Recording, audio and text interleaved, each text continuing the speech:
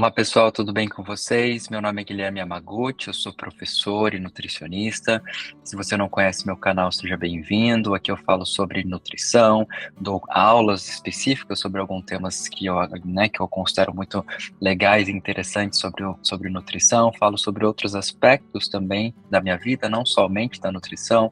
Falo sobre jiu-jitsu, falo sobre o universo acadêmico, falo de tudo que possa ser interessante ser compartilhado.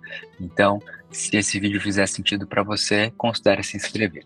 Já faz um tempo que eu não gravo uma série de vídeos a respeito de algumas mini aulas que podem ajudar principalmente vocês, estudantes de nutrição, principalmente as aulas de cálculo, que são as que geram mais dúvidas, né? É o que eu percebo ali no meu dia a dia na universidade. Então, hoje eu resolvi gravar esse vídeo de como fazer o cálculo dos macronutrientes da dieta, que é uma dúvida muito comum, é um passo muito simples também, mas que é fundamental para vocês que vão trabalhar com dietas ou, como eu prefiro chamar, de planejamento dietético. Então, vamos lá para a nossa aulinha. Compartilhando aqui a tela com vocês.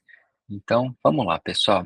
Na aula de hoje, a gente vai falar então sobre como calcular os macronutrientes da dieta e fique até o final, porque daí você consegue ter acesso a essa lâmina aqui, resumo, que vocês vão poder ter acesso gratuitamente no link que eu vou deixar aqui na descrição.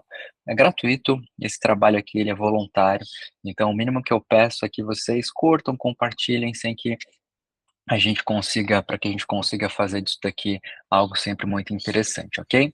Então, o primeiro passo, pessoal, para que vocês consigam calcular os macronutrientes da dieta é determinar o VET dessa dieta. E o VET nada mais é do que o valor energético total dela. Só que para que a gente consiga determinar o VET da dieta, a gente precisa, no primeiro momento, calcular o gasto energético total, representado aqui pelo JET ou GET, como alguns chamam. E isso vai ser feito baseando-se nos cálculos das equações de predição. E aqui eu coloquei alguns exemplos, e a mais atual que nós temos são as equações das DRIs, que vocês conseguem ter acesso gratuitamente. Eu posso fazer um outro vídeo a respeito disso também, ou por qualquer outra forma onde você consiga achar a taxa metabólica basal, multiplicar pelo fator atividade e assim encontrar o gasto energético total, como é o caso, por exemplo, nas equações da FAO. O segundo ponto é determinar o objetivo do seu paciente. Uma vez que você encontrou o JET, o VET ele vai ser determinado baseado no objetivo dele.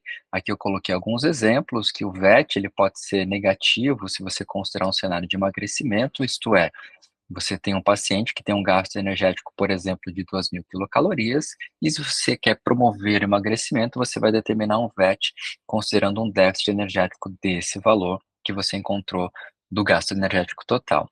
O oposto também é verdade para um objetivo de hipertrofia, onde você vai colocar um adicional calórico, ou se o objetivo é a manutenção de peso, você vai manter ali um valor energético total do seu plano alimentar igual ao gasto energético total do seu paciente. O segundo passo, pessoal, é vocês fazerem a distribuição relativa dos macros. E como que a gente faz isso, né? A gente tem que levar em consideração que o valor energético total da minha dieta representa 100%.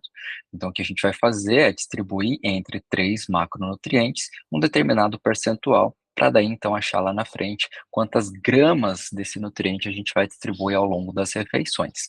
Então, pelas AMDRs propostas lá pelas DRIs, que nada mais são do que essas variações de percentuais com mínimo e máximo para cada macronutriente, considerando então de 10 a 35% para as proteínas, e aqui para as proteínas, que eu vou falar um pouquinho mais adiante, considerem calcular também quantas gramas por quilo de peso você atinge com um determinado percentual do seu VET, isso vai ser importante, 45 a 65% dos carboidratos e de 25 a 35% para lipídios. Isso é uma regra? Não exatamente, mas isso aqui é o que a gente mais utiliza na hora de fazer o cálculo do planejamento alimentar. É possível trabalhar com percentuais menores do que isso ou maiores? Sim, é possível, considerando populações diferentes.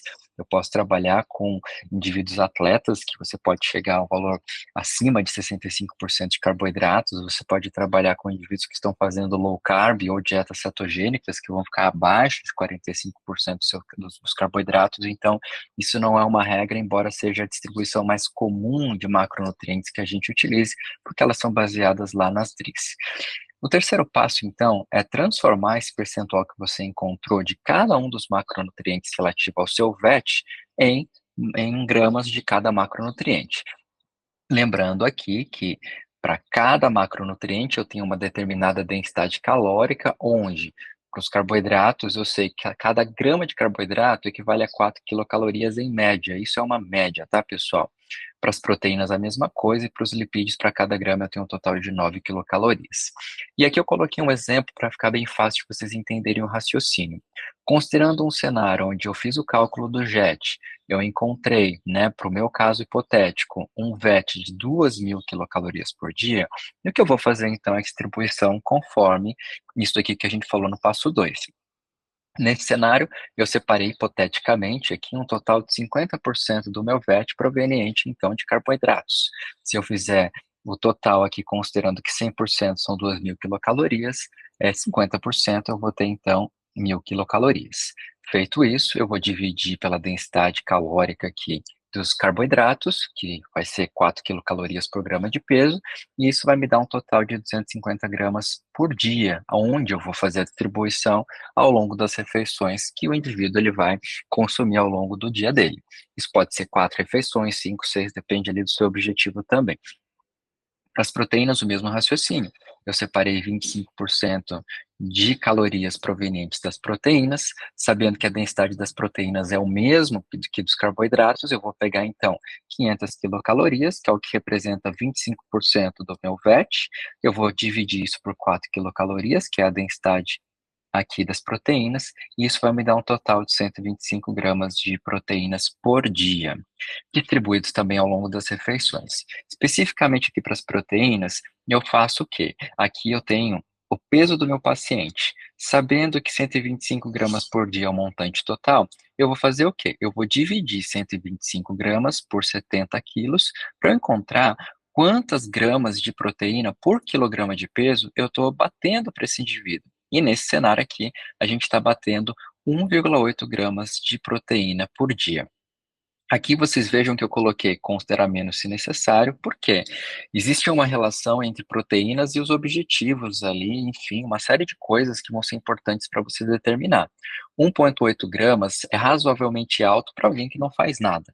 Pensando no indivíduo que está engajado, principalmente com o treinamento de força, exercício físico que busca hipertrofia, esse cenário de 1,8 poderia ser considerado ok e ainda assim poderia estar um pouquinho a mais do que a gente tem na literatura aqui seria ali uma média de 1,6 gramas por quilo de peso. Eu vou gravar um outro vídeo para falar especificamente só sobre determinação de proteínas na dieta visando hipertrofia.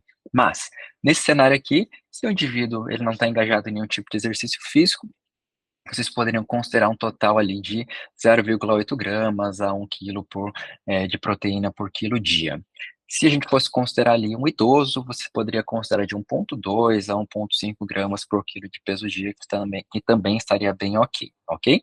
E os lipídios, né, pensando que aqui a gente já bateu 75% do nosso VET, o que nos resta é o percentual final de lipídios, que vai dar também 25%. Sabendo que a densidade calórica dos lipídios é de 9 quilocalorias, o que eu vou fazer é pegar as 500 quilocalorias que me restaram, dividir por 9, onde eu vou ter um total de 55 gramas e meio de lipídios para serem também distribuídos ao longo do dia. Vejam que aqui eu coloquei um post-it dizendo que a distribuição de macros ela deve atender às necessidades dos pacientes. Aqui é um caso hipotético para ficar fácil o entendimento e o cálculo, mas aqui vocês vão ter que considerar na prática de vocês uma série ali de variáveis que vão determinar se vocês vão trabalhar com mais carboidrato, menos, mais proteínas, menos, ok? E por fim, a distribuição dos macros por refeição. Aqui nós fizemos a distribuição total. Aqui a gente tem que pensar que agora, desse total de macronutrientes que nós encontramos, a gente vai fazer a distribuição isso para cada refeição. Para que você faça isso, primeiro você precisa determinar o número de refeições que você vai trabalhar com o seu indivíduo. Feito isso, você vai pegar uma refeição, no caso eu coloquei aqui o café da manhã como exemplo, onde eu determinei que para o café da manhã, das 2.000 quilocalorias, eu quero 25% total do meu VET, que vai me dar, nessa refeição, 250 quilocalorias. Dessas 250 calorias, eu sei que agora isso daqui virou meu 100%. Ou seja, desses 100%, eu vou fazer a distribuição e igualzinho nós fizemos aqui para o total, só que aqui eu estou olhando só para a refeição. Ou seja, nessa refeição, eu posso manter essa distribuição de 50, 25, 25, ou como você preferir. Não necessariamente essa divisão precisa ser igual entre ambas, ok? E aí vocês vão pegar então e fazer o cálculo que segue o mesmo raciocínio. 50%, né, do meu VET aqui proveniente de carboidratos, eu vou ter um total de 125 quilocalorias, a qual eu vou dividir por 4 e eu vou ter um total de 31 gramas de carboidratos na minha refeição. E isso eu sigo o mesmo raciocínio para os demais macros, onde nessa minha refeição, que é o café da manhã, eu vou ter esse montante total de macronutrientes que eu vou planejar montar. E aí vocês têm que ir para onde? Para as tabelas de composição centesimal dos alimentos, onde você vai escolher os alimentos e vai ver se aquela porção que você definiu vai bater no somatório total esse montante de macronutrientes. E por fim, você consegue fazer isso para todas as refeições e, no fim das contas, bater o total de macros calculado. Isso seria ali o planejamento, né, que vocês fariam na hora de montar um plano alimentar quantitativo, pessoal. Então é isso, pessoal. Espero que esse conteúdo tenha sido útil para vocês. Considerem se inscrever no canal para mais conteúdos como esse. Compartilhe com o seu amigo que está com dificuldade de entender os cálculos. Deixem sugestões de temas aqui nos comentários e caso tenha uma dúvida, me escrevam, tanto aqui como no Instagram. Eu sempre vou estar ali disponível para ajudá-los de alguma forma. Espero que vocês tenham gostado. Até a próxima e tchau!